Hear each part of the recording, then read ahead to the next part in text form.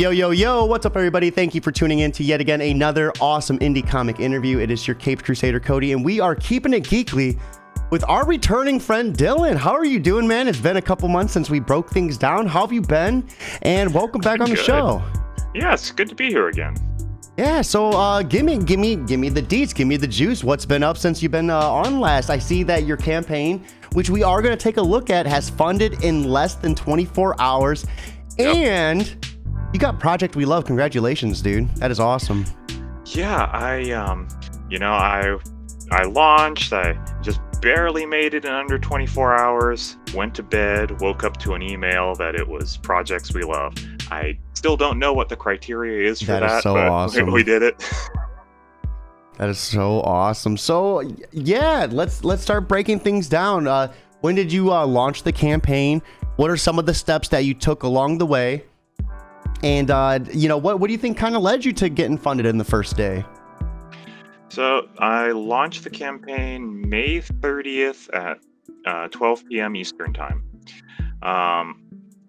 And I think part of it was definitely because I've been, building the audience with the comic for over a year, right?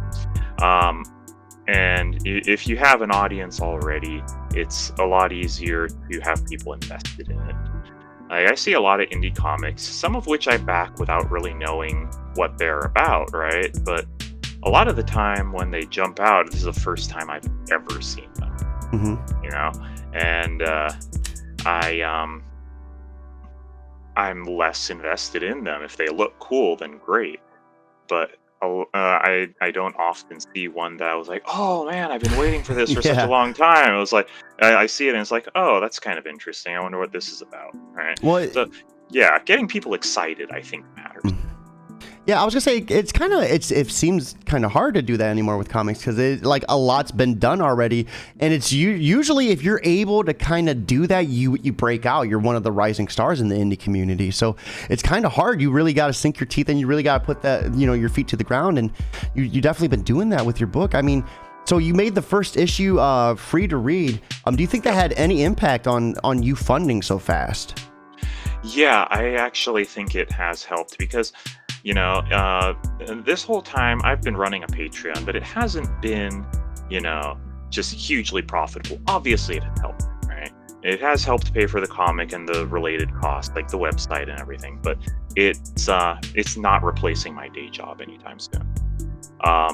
But we've had a lot more readers than we've had patrons just because it's really easy to read a webcomic.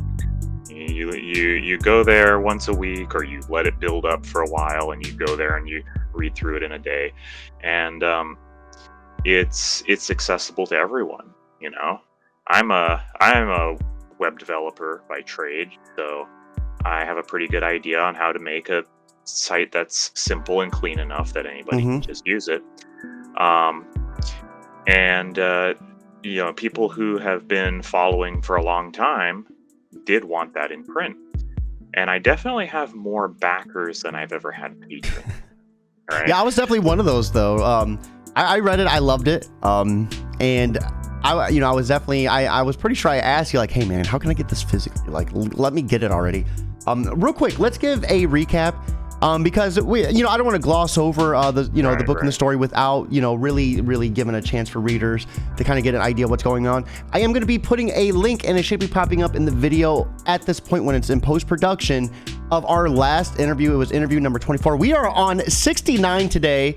Giggity. Nice. Put some work in since we last chatted, and I'm excited, man. Let's go ahead and start breaking things down. So give us a breakdown of what this book is about. So Mara has a few overarching themes, but I would say the main overarching theme is a moral issue.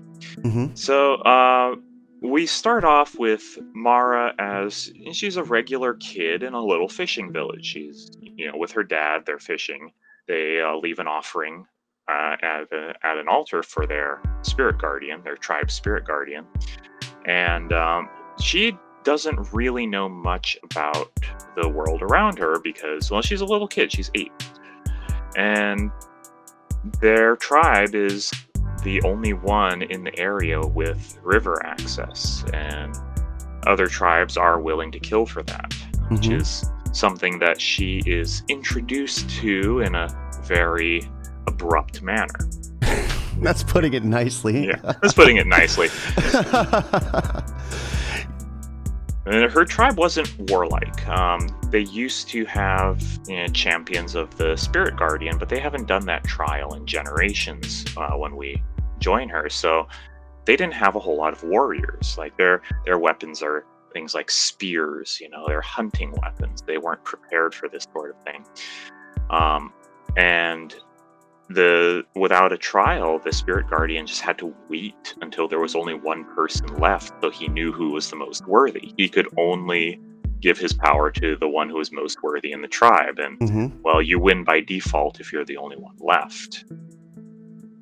And it was like, as a first-time reader, she's so cute and innocent, and to see her transformed was just like, whew. Oh man, we have J. Michael Miller and Red Sea Comics over on YouTube stopping in. Thank you guys for stopping in. Any questions for Dylan, feel free to pop them out, and we'll be sure to ask him. He just had his campaign funded in one day. Congratulations again, and Project We Love. I can't wait to break that down. So yeah, let's go ahead and start taking a look at things a little bit more in-depthly. So we are looking at your Kickstarter Mara issue number 1, a comic about monsters, magic, and a young girl gifted with the strength of many. You had a goal of 2,000. You are at 2,302 with 82 backers in the first 2 days of your campaign, dude. Hell yes. And Project We Love. Congratulations, man. Yeah, I am. Well, I got the whole rest of the month for these jitters, let me tell you. Yeah, so I've actually been asked this before, not in an interview, but just in general, because it shows that I've launched 2 projects. When I say this is my first one, well, this is my first comic one. Back in the day, I tried to be a video game developer, and boy, I did not see this kind of success, let me tell you. I believe that Kickstarter raised roughly, there we go. It raised $17 before it ended. Oh my goodness. I needed a little bit more than that. Yeah. So what's the difference? Was it the discoverability? Was you not really known with the game development, like the game you were developing in that world and whatnot?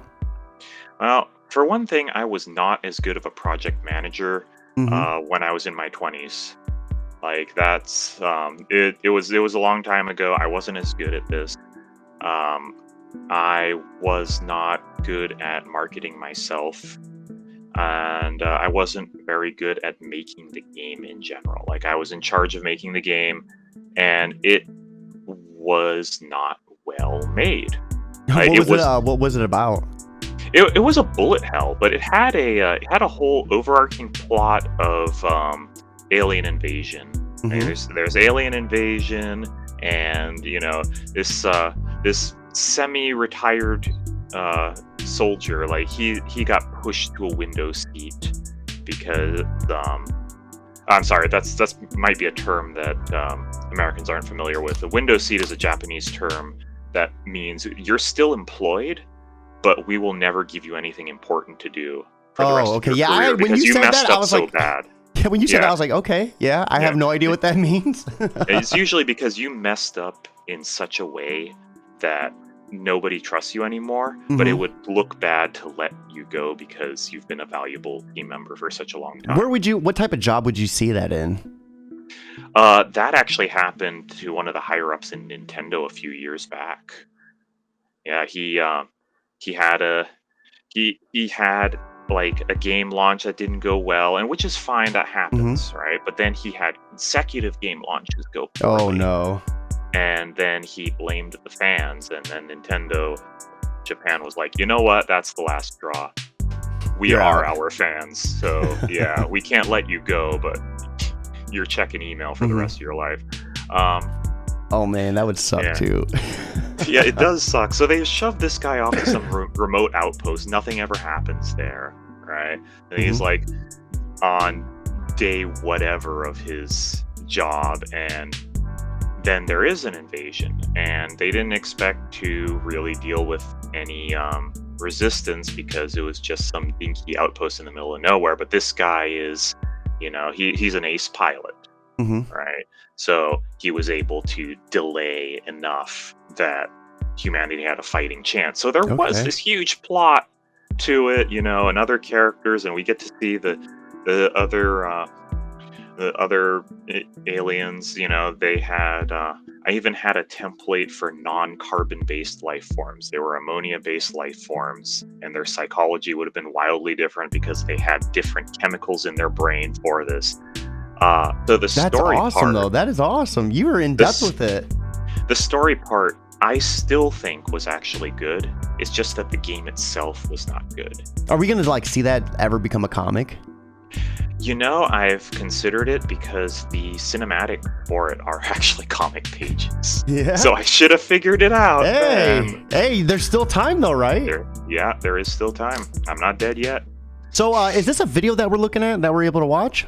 Yeah, that is a video. Let's go ahead. We'll watch it. Just to let you know, any volume that we hear, it's going to drown out your end, so we won't be able to hear you talk. Fair enough.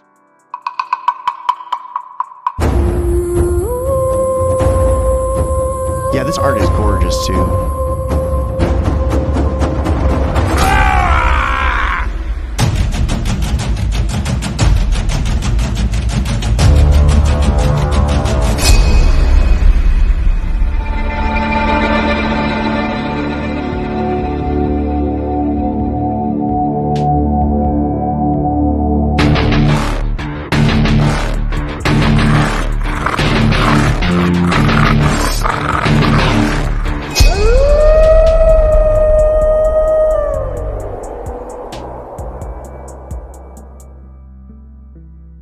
Dude, it was so awesome that you ended on that panel of her walking out covered in blood, because that was one of the most powerful moments I felt. When you see her, that got me restricted on Google Anthem.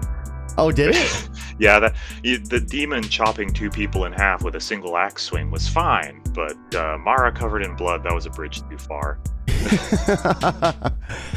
So, what changes an innocent girl into a warrior? Now, this follows her moments before she's suddenly caught in a bloody tribal war. Unwilling to allow the last of his tribe to die, a guardian wolf spirit descends upon her, taking her from a young girl in a small fishing village to an avatar of revenge. It's a very graphic comic, very awesome, and yeah, man, this is awesome. So let's start breaking things down. Where do you want to start? Well, I think we should start at the top. We should have the covers directly below the story. Yeah, there we go. We have the covers directly below the story, and this is our main cover. This was the first official thing we put out for this comic over a year ago. And then who are we seeing right here? That is the guardian wolf spirit Amaru. And then he's the one that gives his the spirit to her, correct?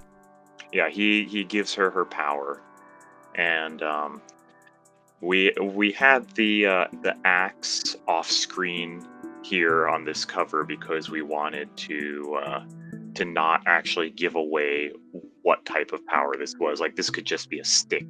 The way it's displayed here, but in issue 2, actually, one of her newfound, I wouldn't want to say friends, but allies, weary allies, breaks down, just how strong she must be to be holding this axe like a toy.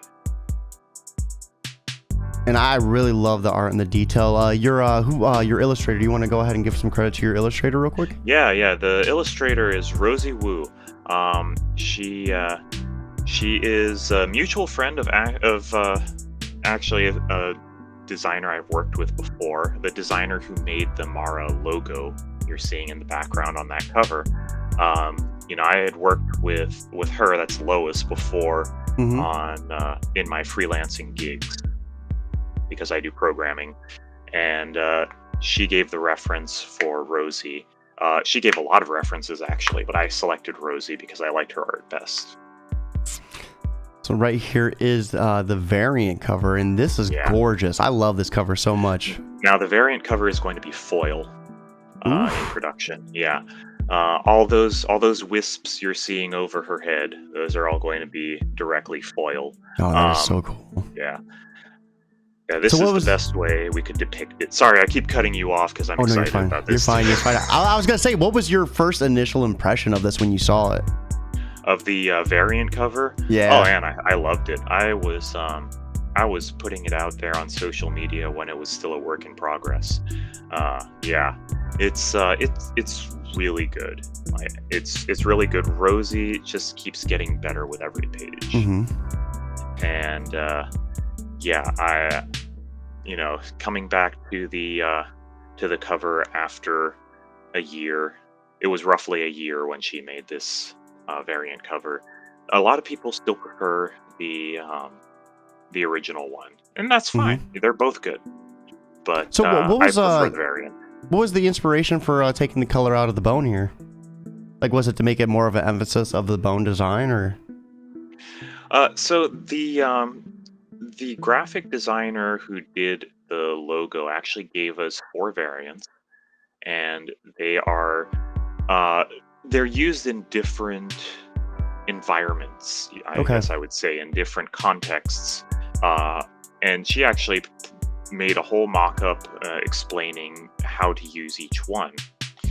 So I guess the technical answer would be, this is the version that works best for this cover.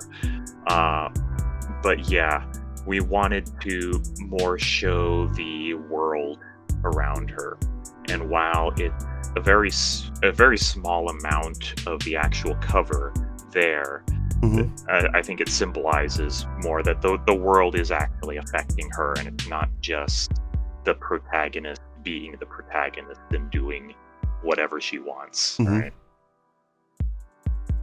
So here is a little bit of insight of what we're looking at.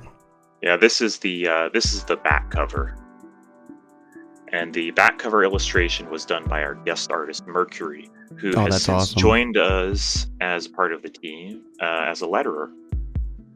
Rosie would do that herself. Yeah. We talked about that during our interview as well. I think, yeah, that is awesome. And then the chibi design as well with the spirit wolf and her. I love this. I love the little. This is a sticker as well, correct?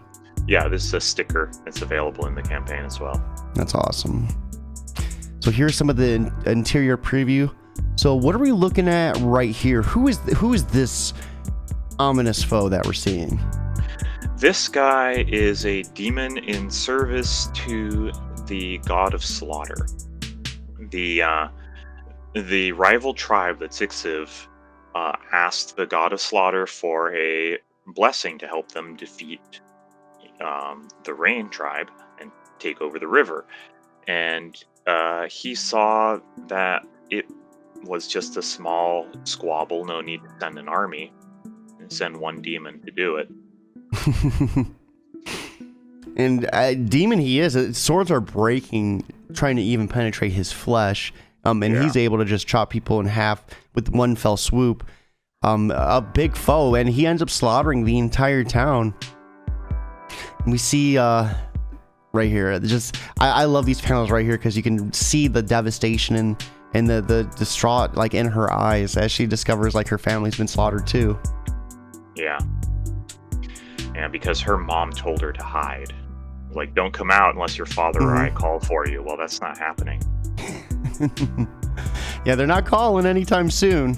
Yeah. And I love this page too, where you see the spirit rush to her to finally give her that power to help her take back the village, take care of the person who's wiped out everyone. Yeah, this was such a powerful image too. How did you feel about this when you first got this in color? This was incredible. This, sometimes you have to make changes to a page, not this one. So what type of direction did you give your artist for this? What type of descriptions and whatnot did you give her to kind of get this creation drawn? So The way I write scripts for Rosie, man, I think it's important to specify that because, you know, the Marvel method is considered the best, but it might Mm-hmm. not necessarily be the best for your team. And you have to do what's best for your team.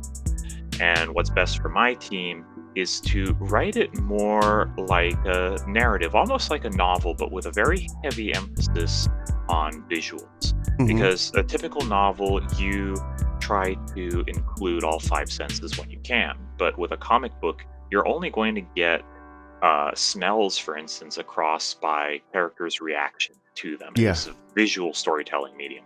So that's how I handled this. Some pages, like this one, are more directly laid out, but a lot of them I haven't even laid out the paneling because Rosie liked to be able to have some control over the panels, which Mm-hmm. is fine. Um, giving the artist creative control, depending on the artist, obviously, but giving this artist creative control has been a very positive thing. When you allow a Yeah. creative person to be creative, you get a better result.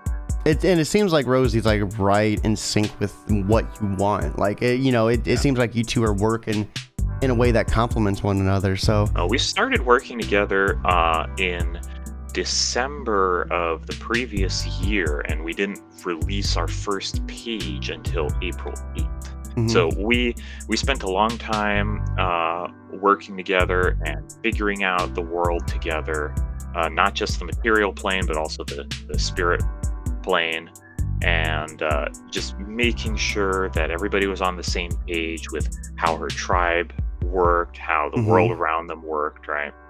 So yeah, we took the time, and I think it does show. Yeah, this is gorgeous. So underneath this, we have the reward. So this is going to cover all the tiers on the side, correct? Yeah. Okay.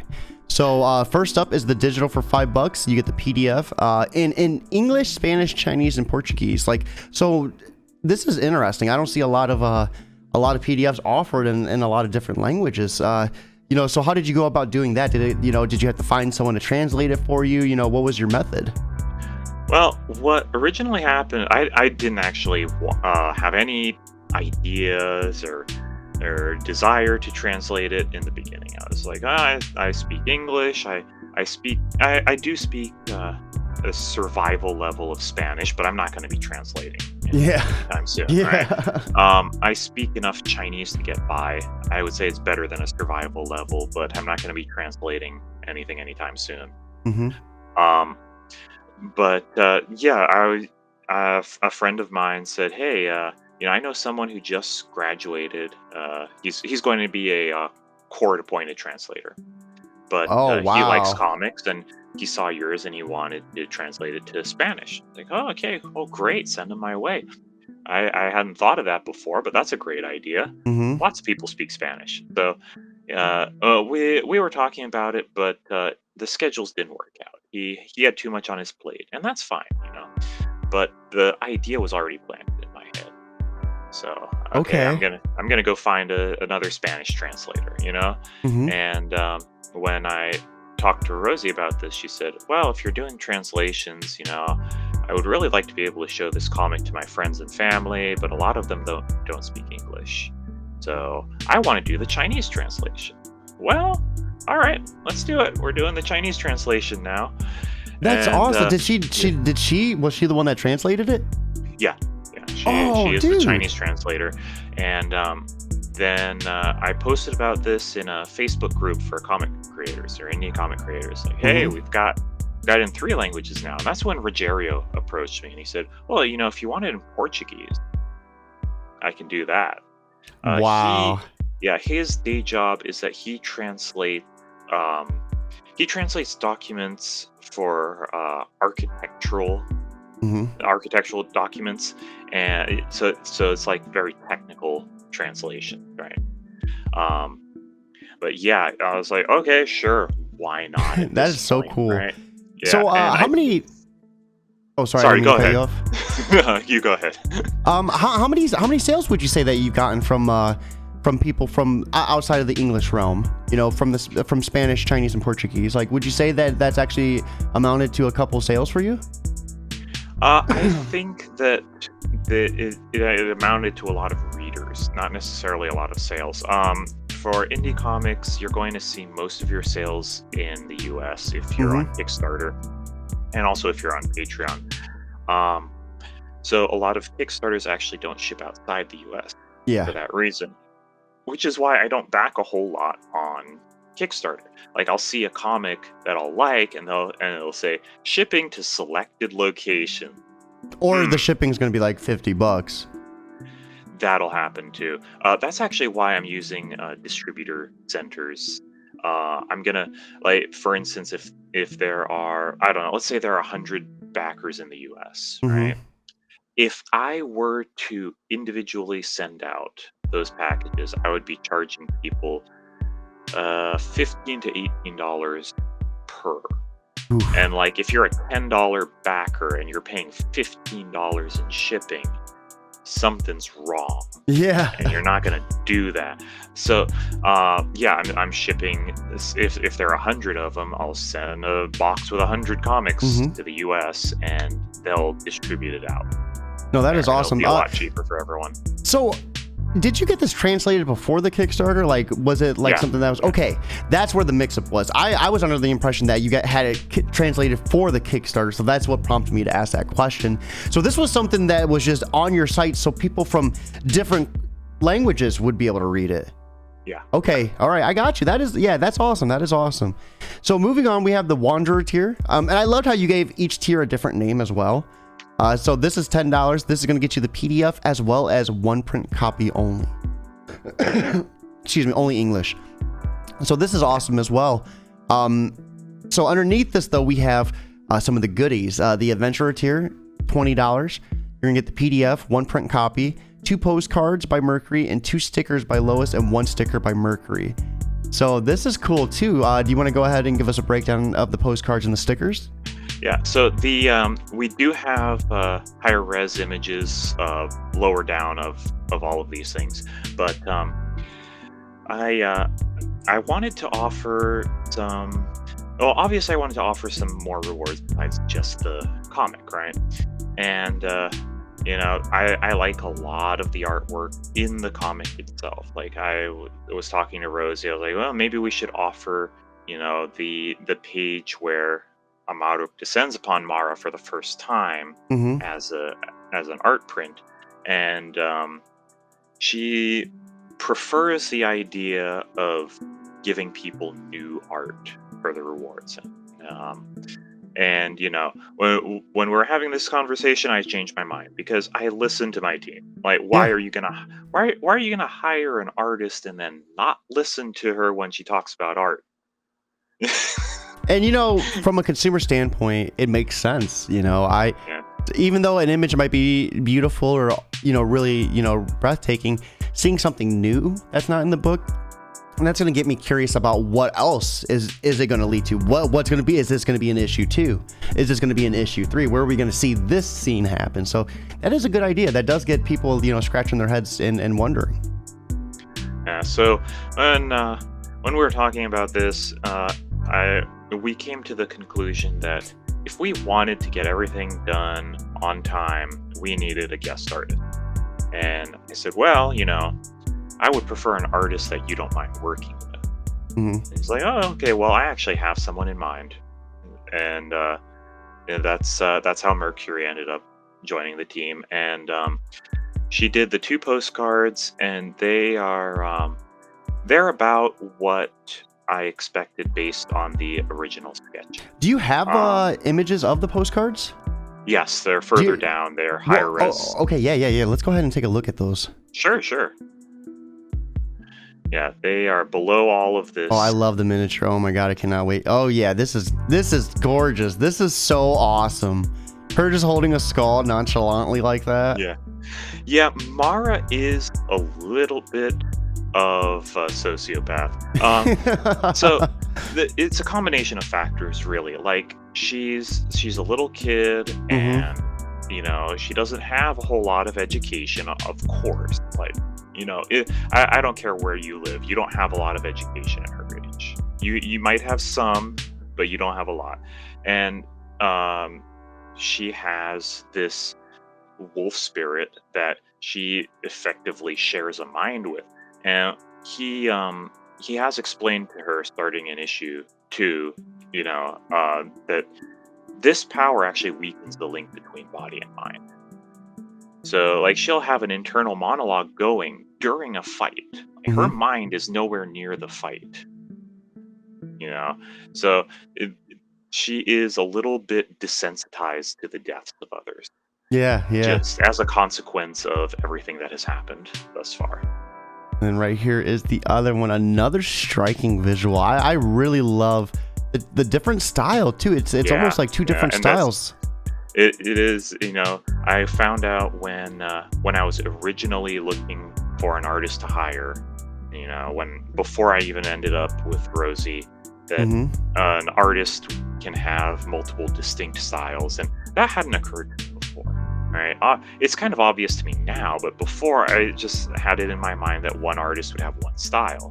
Hmm. But yeah, these are both from this. These are both from Mercury. They're both from the I same artist, and really they're wildly love different. Yeah. the pixelated like corners on the border right here is awesome, and just like the highlights of the outline.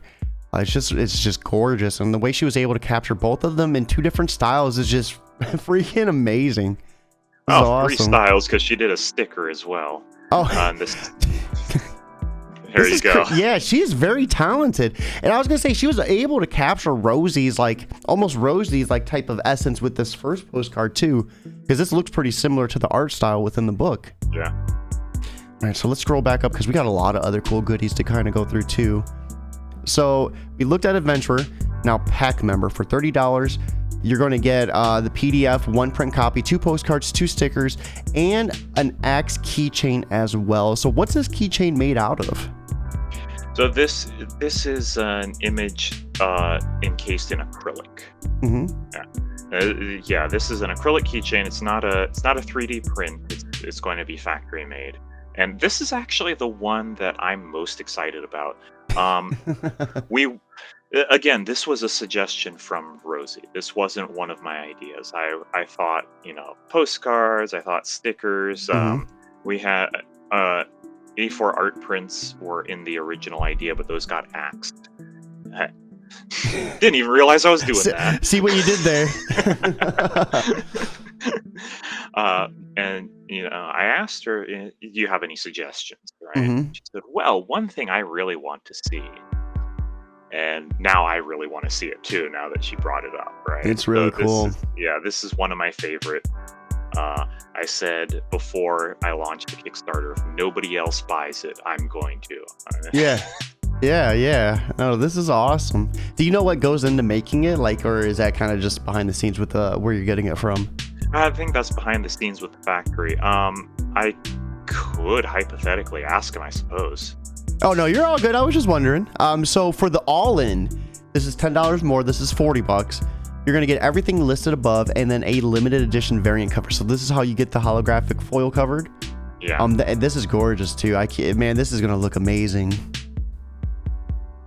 And then that cover, just in case you guys are coming in late, is gonna be right here. So this is what you're gonna get with the all-in cover right here. Just a little bit of a larger close-up. And I gotta say, I really like the way your campaign looks. It's nice and clean. I really like how you did the tears animate, in this static animation too. Sometimes I'll go to a Kickstarter and I won't understand what I'm getting for my pledge. And it's like, yeah, this is a comic I want to back, but they'll have one that has 3 comics, and I just will look through the campaign story and the tiers, and I'm like, can you just tell me which one gets me all of your comics? I want all the comics. Please just tell me what to click on. I'm trying to give you money. Take my money. So, Art Lover, for $100, this is gonna get you a unique piece of art. Well, it's not gonna get you anything anymore. Yeah, it's all gone. This is the one when the person said they got the sketch, they got the last one. I wasn't realizing this is the tier they were talking about. That is awesome. Yeah, what's funny is I actually talked Rosie into doing one more sketch. It was only going to be 5. I talked her into doing one more, and I increased it. I pressed save, and I go over to like tell people, hey, I got another one and got a new backer who immediately did it before I even sent out the tweet. So I'm just like, I'm just gonna delete this. All right, and then here are the add-ons. So, need an extra copy to share with your friends. You can add as many books as you would like. And then, if you want the character on your tabletop, Cross Lances has designed a custom mini for this campaign. Grab your STLs, and without support, so you don't need any sort of tree support or anything. It's with and without. So depending on your printer, you might not want to use the built-in supports. Also, if you're scaling it up, like Mechanical Frog did. Mechanical Frog is the first painter I had, paint one up. He scaled his up to 75mm scale, and you don't want to use the pre-supported version for that, because if you scale up ports directly, it's a nightmare to remove. Do you mean okay, I was gonna say on the same page, I just started getting into 3D printing I want to say about a year ago, so I wasn't sure if you meant support as in something where there was actually like a little beam holding the axe at the tip, because that's like, for me, like the bottom part would probably start spaghettiing if I didn't have any sort of support there. So you'll get two STL. You'll get one with support, then one without support. I gotcha. And then some people want to put in their own support. Like some people look at the supports and they'll say, well, I can do better than that. I'm like, okay, fine. You want to do better than that? It's all yours. Oh, this painting is gorgeous too. So is it a different price to have the STL compared to having the mini sent to you? Yeah, the mini, having the mini sent to you, it is going to be different. The STL is $5. The printed one is going to be $10. Because we do have to pay someone to print it and send it to you. You know, I might need to get that STL, because this would be cool to have up on my desk, because I have a printer. I mean, I'm not good at painting, I'll be honest, but like it'd be cool to be able to print out the miniature. I mean, nobody's good at painting at first. When I started out, I would actually put a number on each base so I could keep track of my progress. I was like, okay, this is the 5th mini I've ever painted. I stopped doing that since then because I painted a lot of minis, but I used to do that, and my old ones don't look good. I started getting into Gundam building, and I really want to get into painting them, and I'm just so nervous because I'm a perfectionist, so like messing up the stickers already makes me mad, so I can only imagine messing up the paint on one. This is the first one is what Mechanical Frog did. This is actually my work, the one below it, and you can get hand-painted minis. I had that year limited to 5. 4 of them have already sold. That's so awesome, though. And then I actually do have the one I painted here. Oh. Let me make sure the camera focuses on that. There we go. And then what we could do is when we move to just our cameras, we can take a larger look at it, too. That's awesome, though. That looks good. So under this, we have extras. In addition to Rosie's work as an illustrator, we have other artists on board to bring you more great rewards. Mercury has created 2 postcards and 1 sticker. And Lewis has created the Mara and Stuffed Rock logos, both of which translate perfectly to sticker format. Was that Luis or is it... Lois. Lois, okay, so I said it correct. And then here's just a closer look at those. Yeah. I really like the Stuffed Rock logo too. Yeah, this logo, I mentioned that I wanted to do game development before, and you launch a game and they have the little intro video for each logo, right? So I had in my mind like this family's driving along and they veer off the road, and oh my god, dad's driving and he freaks out because he's about to hit a boulder, but he hits the boulder and everybody's fine because it's actually a giant plush boulder. It's not a real boulder. And then the little kid comes out and hugs it and it fades into the logo. I had this whole thing in mind for that. You got something with just like destroying families, whether it's having them slaughtered by a demon or having them crash into a huge boulder. Well, nothing happened to that family because it was just a stuffed. It was just a stuffed rock. No, that's awesome. I love it, man. Are you ever going to get back into game development, or do you think you kind of found your thing with comics? I think I found my thing with comics. And here's a larger look at the acrylic design for the keychain. Yeah, this is awesome. I love how there's teeth right here. So this is like a jawbone. Yeah, of a dragon. Ooh. And then right here is the personalized sketch. So are all the personalized sketches going to be like somewhat similar to this, or are they going to be kind of different poses? So we have actually guidelines for how these are going to go. You can have up to 3 characters. You have your own characters. Rosie isn't doing any like heavy armor or mech because it doesn't really suit her style very well, and she's not doing any not safe for work stuff. Well, yeah, because she's 8 years old. If you guys do that, we're gonna find you. We're gonna hunt you down. You leave her alone. She's innocent. Well, in that aspect. So variant covers. This is the holographic one we're gonna see. All these wisp are gonna be foiled as well, which is gonna look gorgeous. Yeah, this is awesome. I love this variant so much. So stretch goals. You actually have the Spirit as a miniature too. Yeah, he's a big boy. I mentioned this in the update when we got funded. I mentioned it in the update. You know, that this is a bigger miniature. If you play D&D, in those terms, he's a large creature. For the rest of us, it means he's about double wide, and he is Mara's height at the shoulder. As a quadruped, he is Mara's height at the shoulder. So he's a very big. Okay, I gotcha. So some of that was a different language to me. I haven't played a lot of tabletop, but I was trying to learn. So double wide, does that mean it's like 2 miniatures like side by side? It would be about that width. Yeah. Okay, I gotcha. See, I'm learning. I'm capable of learning. We're getting there. So this is awesome. Yeah, I'm looking forward to that. And the I got in touch with the printer for the miniatures, and we're going to have this translucent. So this one is going to be translucent resin. Yeah. So you're gonna provide the STL with this as well? Yeah. I'll provide that, and as I also mentioned in the update, because the hand painted minis were so popular, I don't know if I'm going to regret this or not, but I'm going to be adding another add-on to have Amado hand painted. You're gonna have a busy time if everything goes out that way, huh?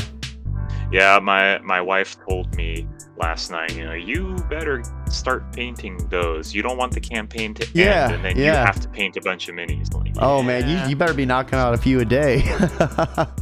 So we're gonna get chapter 2 unlocked at 4,000. So this is gonna be the physical print for chapter 2.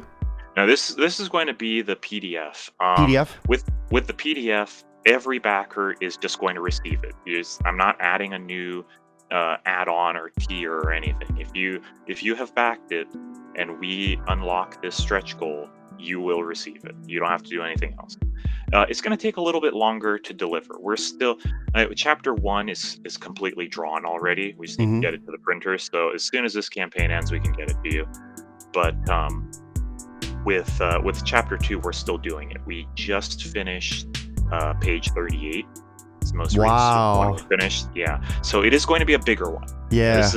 This first chapter is a 24-page comic, but chapter 2 is going to be bigger because we changed the way that we are telling stories when we started chapter 2, and I think it's a change for the better. I still like chapter 1 as it is, but I think chapter 2 works better as a bigger one because it leaves too many questions in its original format. So we redid that script. So who are we seeing on this cover without spoiling too much?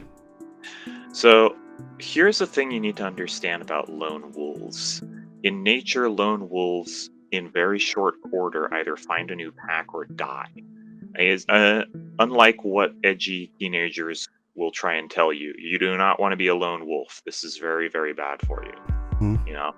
And this is her new pack. So how does she how does she find them? Are you able to like give? No, let's back it up. I I get the wheels going. I gotta know more. You know, it's so interesting. I love just what I see. We got the big brute guy. You can tell he's gonna be like the tank. This looks like a sorcerer. This looks like the rogue.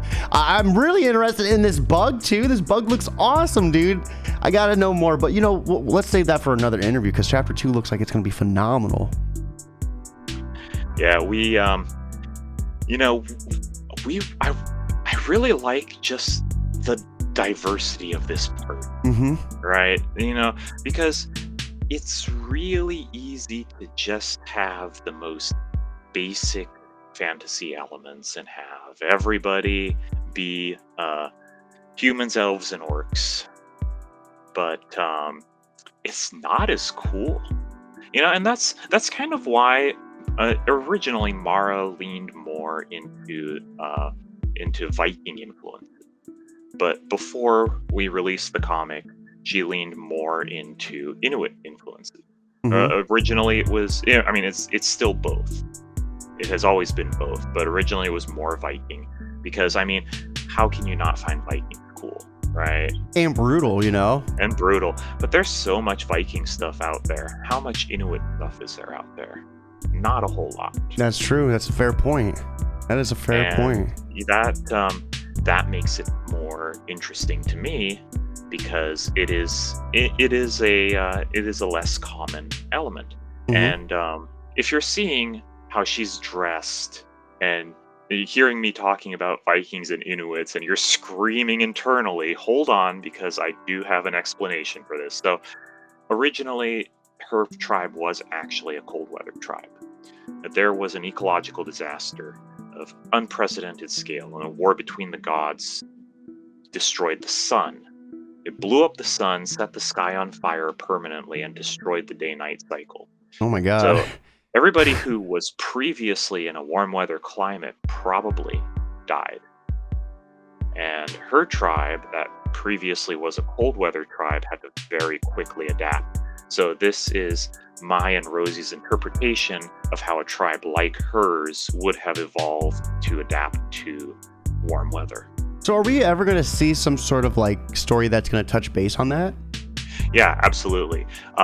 So one thing I like about having a child protagonist is that you can introduce elements of the world to the reader in a way that is not contrived.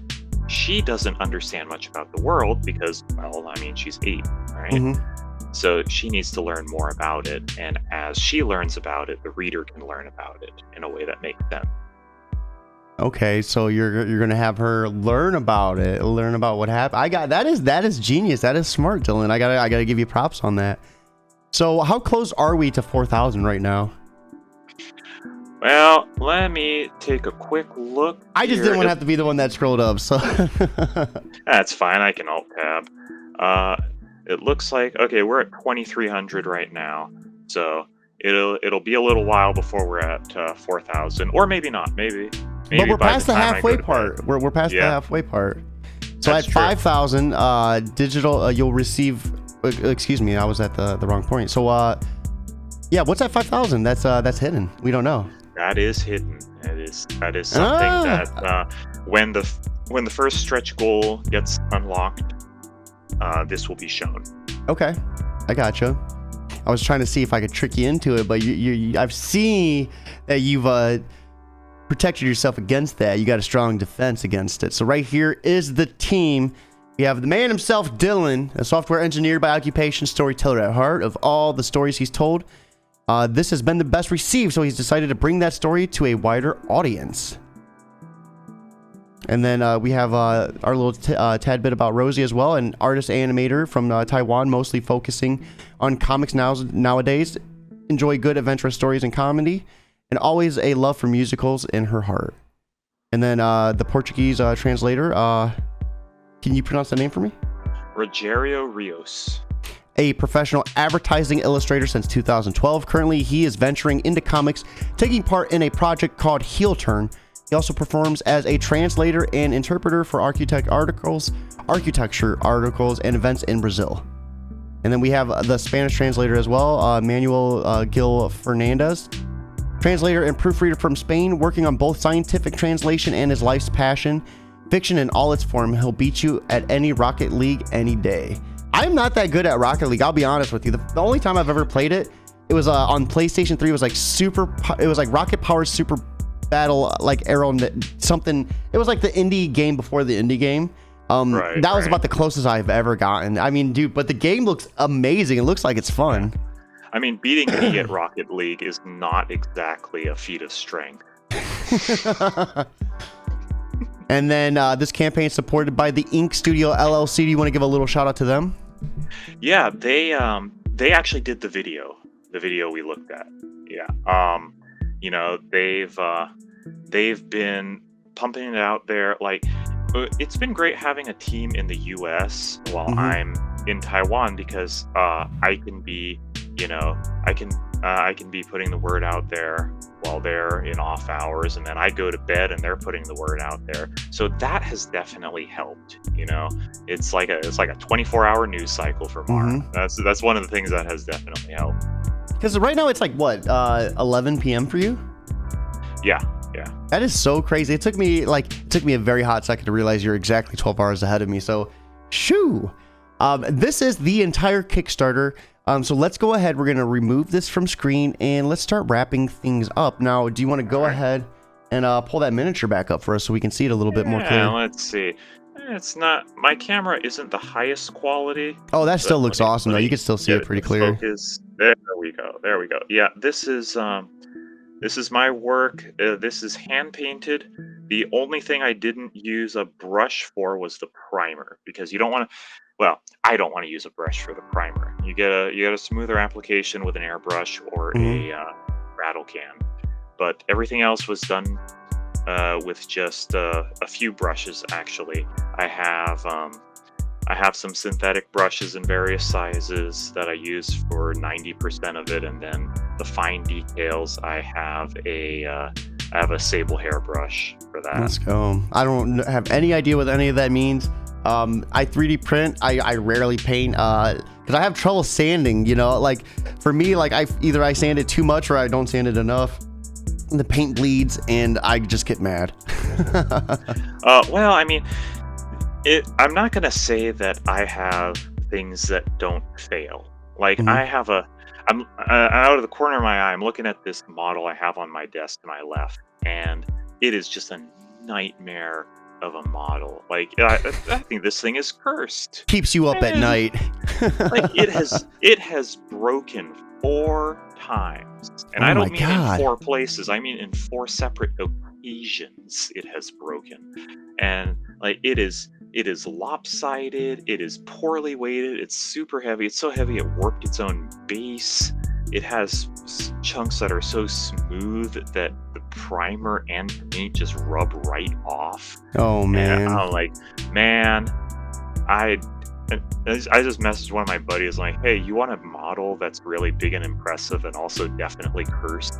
It's like, yeah, I'll take it off your hands. So I'm just waiting for him to come take it off my hand. I got mine a little. So this is something that's right up here that I printed. Cloud from Final Fantasy VII, his little poly model. All right, I'll reach for the cursed mini. Yeah, my thing was the arms used to statue. spaghetti. This is where I had to learn about the tree supports and stuff. He's like, allow me to show you something much more impressive. It's a very big, impressive model that I didn't bother to finish painting because it's such a nightmare to work with. And like that just seems like so much would break off of it too. Oh my god. Yeah, and it's like it doesn't stand. It doesn't stand because it's too heavy and lopsided, and it even before it warped its own base, I had to repair the base to make it stand. How long did it take to print? It took several days to print because it's in multiple parts, and each of those parts would take 8 to 16 hours. Right? Isn't it crazy how the smallest thing just takes so many hours to print? Yeah, well, like Mara actually doesn't take all that long because that's a really small mini. Like, yeah, actually, the axe is over her head because she is. Yeah, if you look at that, the axe extends pretty far over her head because she's not very big. If you remember the chapter 2 cover, she's in the front because she's the smallest one. Kind of has to be. Yeah, she's the main character, but she has to be in the front, or you're not gonna see her, especially So, not behind the giant.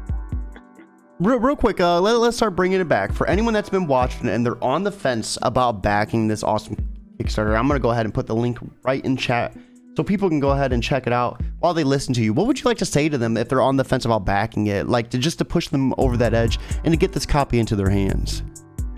I think that our target audience is people who like Conan the Barbarian and Princess Mononoke. I think we're in the Venn diagram of Conan the Barbarian and Princess Mononoke, right in the middle. You know, if that's what you like, then you are going to like Mara issue 1. Oh yeah, and last time I asked you a very, very certain question, so this time I want to kind of change it up since you're a returning guest. Right. For anyone that's looking to start a Kickstarter, what should they do first? What should be the first at the top of that checklist before they even really begin like digging into it? So I'm going to say something that people have probably read and didn't like. And I say this because I read it and I didn't like it. But it's true. And I don't like that it's true, but it is. You want to build an audience first. And I know you want to get out there, you want to put your comic out there, and you want to start making money off of it. And I definitely don't blame anyone for, thinking that way. But the thing is, there's so much out there. Like, I can't keep track of how much indie stuff is out there. I can't. Oh, there is a lot. Like, I can't even keep track of how much Marvel stuff there is out there. Are you kidding me? Like, I mean, you were like my 24th interview, and this is interview number 69, and it's only been a month or two. There's more indie comics than I can even feasibly keep up with. Yeah, there's a lot out there, and people will say, well, if you're good, if you build it, people will come. If your cream rises to the top and all that. Well, here's the thing: you have to convince people to look at it, which means building a following. And there are a lot of ways you can build a following, but if you jump out the gate with your 3 Twitter followers and you throw your Kickstarter up there, I would not expect it to do well. And maybe you can prove me wrong, but from what I have seen thus far, you need a following before you ever start. And I think that is really important to know and to understand, because it's like the old philosophy. If you go to a bar, you can drink every single night. That doesn't mean you're going to have a friend. You have to actually sit there, talk to people, and engage with people before you make any sort of friendships. And I kind of think it always goes hand in hand. A lot of people, they don't want to buy from someone they don't know. Like for you, I knew you. I had a chance to read this. So when you went live with it, it was instant back for me. The second I seen it was live, instant back. And I think that is just because you took time to build that relationship with me and the friendship that we have. Yeah, I've gone out of my way to try and connect with tabletop gamers because they really like Mara. There's D&D influence in Mara. The world is inspired directly by Dark Sun. And of course, comic creators and comic readers and podcasters, just everybody who's adjacent to the topics, right? There's even one person on Twitter who he's not super active, but he does something really cool that I like. He will take projects that are only for or mostly for English speaking communities, and he will translate the descriptions to Japanese and tweet them to his Japanese followers. Is cool. That's cool. Yeah, that's a really cool thing. And I tried to get him to do Mara in Japanese, but he doesn't have the bandwidth for that. And I consider that a loss for me, because I think what this guy's doing is really cool. Oh, that is so cool. Yeah, that's awesome. Dylan, if you don't look, you're not going to find these people. That's absolutely true. Yeah. And Dylan, I appreciate you taking time to break this down, to come back onto the show to break down the Kickstarter for Chapter 1, to give us an in-depth look at everything in between as well. It was awesome having you back. Thank you for all your wisdom as well. I'm so stoked to see that you got funded in under an hour and got Project We Love. Under a day, not under a day. Sorry, my coffee. I haven't had time to have my coffee. It'd be crazy to get it under an hour, right? Under a day, though, is still just as impressive. Still just as impressive. So for anyone that's interested, we did just post that link. It's in the description as well. We do have to be wrapping things up. It is a beautiful Wednesday, and it is New Comic Book Day, and I have some fresh books to read right out of the oven. Dylan, thank you so much for stopping by. I hope everyone has an awesome Wednesday. Be sure to check out our next interview, which is going to be at 1 p.m. EDT with Richard Fairgray. We're going to be covering Haunted Hill. Check it out. We have notifications available with the video. I think it's if you're on YouTube, it's going to be up. It's going to be the upcoming video. So turn on notifications. But most importantly, guys, keep it geekly.